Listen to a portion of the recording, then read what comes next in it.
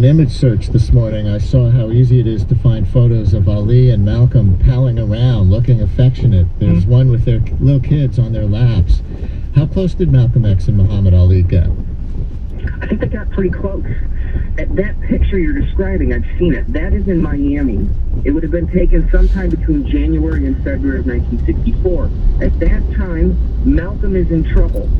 He's been suspended by Elijah Muhammad, who was the leader of the Nation of Islam, because Malcolm made some harsh comments about President Kennedy's assassination. After Elijah had told all of his ministers, do not say anything about the president. It's a complicated story, but what happens is, when Elijah Muhammad suspended Malcolm X for 90 days, Malcolm was pushed out of his mosque, and he has to basically prove to Elijah that he is loyal to him. And so one of the things that Malcolm is trying to do is figure out what's his future. Is Elijah really going to allow him back to the Nation of Islam? So Malcolm took his family on the first quote-unquote vacation he took in 7 years to Miami in Cassius Clay's camp, and he uses that moment to show that he has a strong bond with Cassius Clay. Because he also recognizes that Elijah knows that if Cassius Clay wins the heavyweight title, the new champion will be valuable to Malcolm and to Elijah. And so he has this close friendship with the heavyweight contender going into that fight in Miami, but he also realizes that relationship is valuable. Let's take a phone call from Ali Abdul in Hollis, Queens. Ali Abdul, you're on WNYC. Thank you so much for calling in. Yes, sir. Good morning. First and foremost, let me say my full name is Ali Abdul Perez, and I come from the Caribbean island of Cuba. I like to say that Muhammad Ali played a large part in my life changing, because there was a time when I was 18 years old. I was like at a crossroad of my life. I didn't know what to do, and I turned to boxing. And he kept me out of trouble. I was able to travel and meet a lot of people, and as well actors. Got to meet Princess of Monaco. What was her name? Rania. I don't remember either. Did Muhammad Ali influence you religiously? Well, let me say religiously, I would say more culturally and historically. Reason why? Because at that time, back in the mid '60s, late when we were talking about having pride in our race, I was at a standstill. I didn't know, which way to turn to, because we as black people in this country and throughout the whole diaspora, we how to define ourselves. So and the more and more I heard them and read about in newspapers about the definition of black people, I took pride in who what I was, despite that I was born in the Caribbean. Ali Abdul, a great story. Thank you very much. Really important. Let me go on to Hussein in Queens. Hussein, you're on WNYC. Thanks so much for calling. Hello. Hi, Hussein. You're on WNYC. Hi, I just want to let you know I'm a fan of yours. Watch your show while I'm driving around. Thank you, sir. First time called and I got through. You guys talking about Muhammad Ali, and I tell you how big of a personality this guy was. I am born in 1958 in the middle of nowhere in Pakistan. I did not speak English. I did not knew politics of anywhere. But when we watched this guy fight, we were rooting for him because we knew instinctively that this guy stands for humanity. Hussein, beautiful. Thank you very much. And there's another example, Johnny Smith, of the reach of Muhammad Ali to affect people, to touch people all over the world that we were talking about with David Remnick earlier. Absolutely. One of the stories we tell in our book, Blood Brothers, is that in 1964, Muhammad Ali makes his first trip to Africa in the Middle East. He goes to Ghana, Nigeria, and Egypt. And when he arrives in Ghana, he is treated like royalty. And when he arrives there, there are thousands of people swarming the airport, following his caravan to the hotel. There are people on tops of buildings, kids who are chasing his car. He was a beloved figure, and that's when he really became the king of the world. a symbol of black pride and black independence. And his reach, as you said, it was far more than just in the United States. And people admired him for his strength. And as some of these callers have suggested, that they could see themselves in him, right? That he shattered the stereotypes because he was willing to speak out. He was critical of America at times. When he went to Ghana at that time, the United States State Department was following his movements. They were concerned he was going to make anti-American statements. And it was at that moment that Ali recognized he was more popular abroad than he was at home. Your book's subtitle is The Fatal Friendship Between Muhammad Ali and Malcolm X. What was their falling out about? And fatal is a strong word. Yes. So what happens is immediately after Ali wins the title against Sonny Liston, Malcolm X knows that he's not coming back into the Nation of Islam. But Ali comes to New York for a week. That's where he and Malcolm spend most of their time because Malcolm's mosque was in Harlem. So Elijah's been keeping his eye. He knows he's got the prize now within his grasp. But Malcolm has been deemed the top enemy within the Nation of Islam. So it's no longer possible for Ali and Malcolm to remain friends, to be seen in public. And Elijah tells the champ, hey, you've got to cut yourself off from Malcolm. And so Malcolm knows that as long as they're together, they're seen in public, they're attached to hip, that he is safe because Malcolm has been hearing about death threats by this time. And he knows that once he went from Miami back to New York, his life was in danger. But he thought, no one in the nation is going to be gunning after him as long as he's right next to the heavyweight champion. But ultimately, Malcolm realizes this isn't going to last. Ali's not staying in Harlem forever, and he knows he's going to be going with Elijah Muhammad. My point about, or our point that we make about the fatal friendship is that when Elijah Muhammad renames Cassius Clay Muhammad Ali on March 6, 1964, the relationship between the boxer and the minister Malcolm X, it dissolves. It can no longer exist. It dies at that moment. And Muhammad Ali, as he was born in that moment, he becomes the loyal subject of Elijah Muhammad. And over the course of 1964 and early 1965, Ali becomes more and more angry, calling Malcolm a hypocrite, which is the worst thing you call anybody in the Nation of Islam. It meant that they had basically defied Allah and Allah's messenger, who was Elijah Muhammad. And at one point, Ali even said some very ugly things about Malcolm X that I won't repeat at this moment. But that friendship ultimately became very, there was filled with animosity as Ali kind of embraced the violent rhetoric that was coming out of the Nation of Islam at that time towards Malcolm. Ali in Hamilton Heights, you're on WNYC. Ali, hello. Hi, how are you? My name is, as your previous caller gave his full name, my name is Ali Amr Ahmed El Amir. Yes, sir. And turn your radio off because we're getting a little delay in the background. Oh, all right? sorry. Yes, I know we're getting a little delay, but your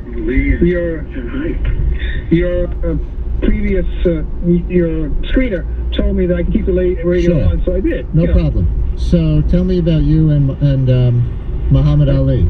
As I was explaining to your screener, I was as a young person an anti-war demonstrator against the war in Vietnam, and I very much admired Malcolm X, and very much admired the public official stand that Muhammad Ali took against the war in Vietnam.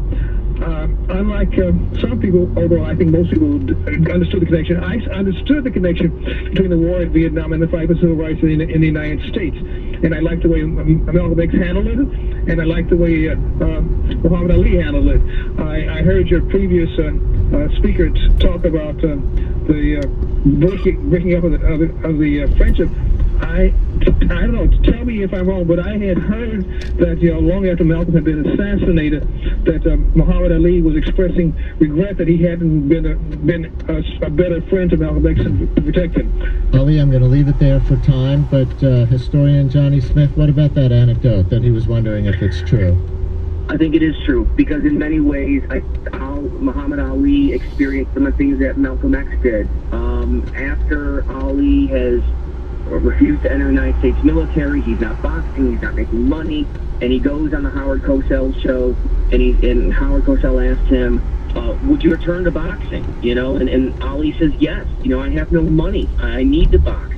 And Elijah Muhammad was very upset at this comment because he felt that Ali was basically saying that if the white man offered him money, that he would take it, And so then Elijah Muhammad, he suspends Muhammad Ali. He strips him of his Muslim name and says we will now refer to him as Cassius Clay.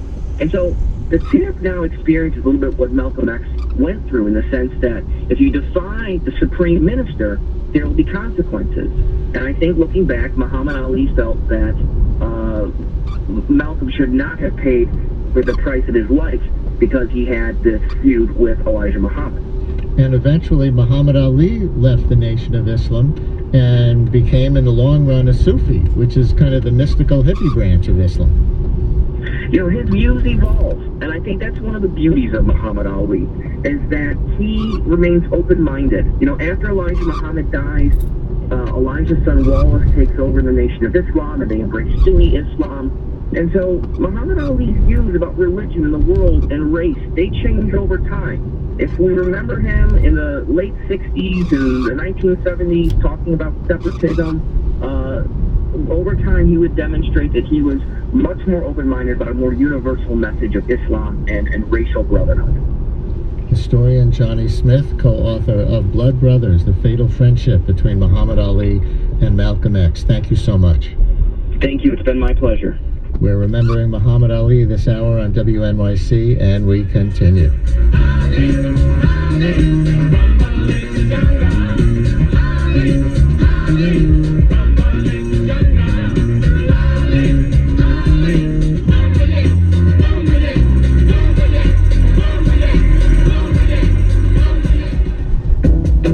Of healthcare rising for all, but are insurance premiums taking the affordable out of the Affordable Care Act? Your premiums are about $2,600 lower than they would have been if healthcare inflation had kept on going up at the same pace as it did before Obamacare. Call us at 877-8-MY-TAKE. Tell us your story about healthcare premiums going up or down. Leave your zip code. We're making a map. That's next time on The Takeaway, weekday afternoons at 3 on 93.9 FM. WNYC is supported by Veteran Movers NYC, a New York City moving service founded in 2011 by a former Marine and organized by veterans of the armed forces. More information at veteranmoversnyc.com. WNYC is a media partner for the New York Moth Story Slam, a storytelling competition featuring stories on the theme of grudges. Tomorrow at the Bell House. Details at themoth.org.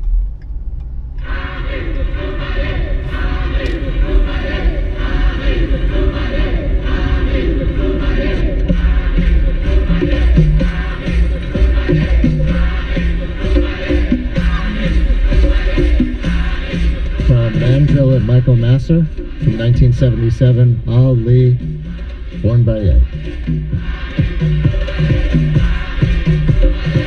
And we're remembering Muhammad Ali this hour on WNYC with some guests and your calls and some longer audio clips than the sound bites that keep getting re-aired. Listeners, how did Muhammad Ali affect your worldview, your politics, your religious or racial identity, or anything else? 212-433-WNYC, 212-433-9692. I'm Brian Lehrer, and with us briefly now is boxer Chuck Wepner, the Bayonne bruiser who once fought Ali for the championship. Chuck, thanks for coming on. Welcome to WNYC. How are you? How you doing?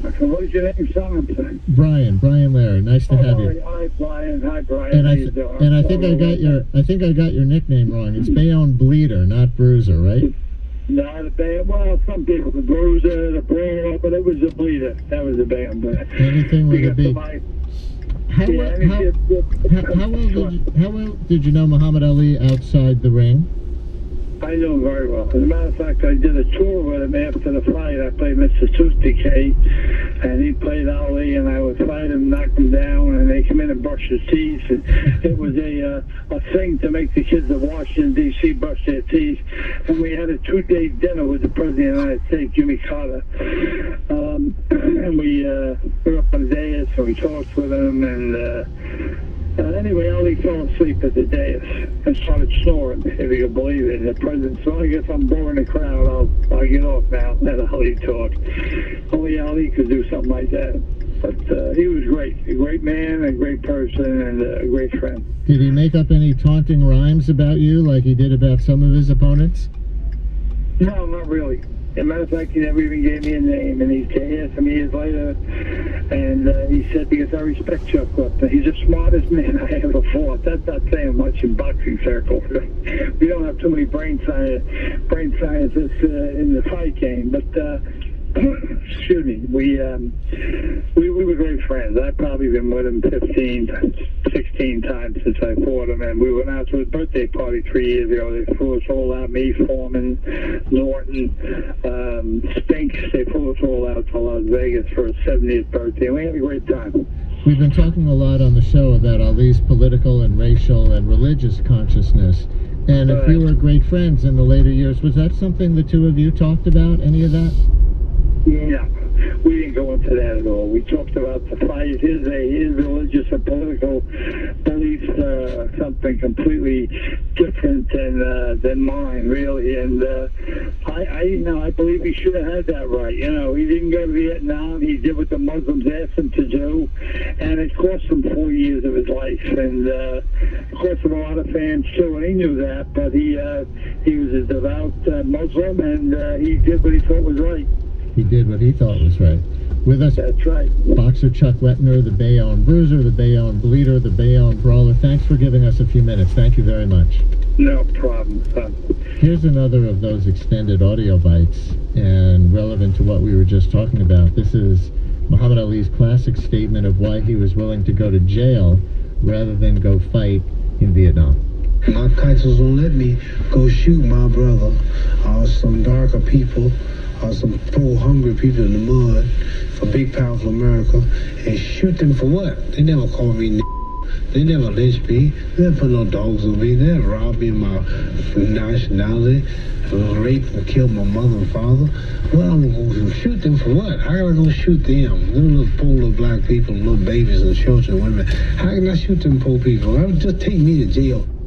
Muhammad Ali in 1967. With us now is sociologist and activist Dr. Harry Edwards, UC Berkeley sociology professor emeritus. Over his career, he's been involved in promoting black ownership and front office positions in sports. He's connected with the 1968 Black Power salute at the Olympics by John Carlos and Tommy Smith. About Dr. Edwards, the New York Times has said, no other single figure in sports has done as much to make the country aware that the problems of the larger culture are recapitulated in sports. And he got up really, really early in the morning California time to give us a few minutes. Hello from New York, Dr. Edwards. Thanks so much for coming on.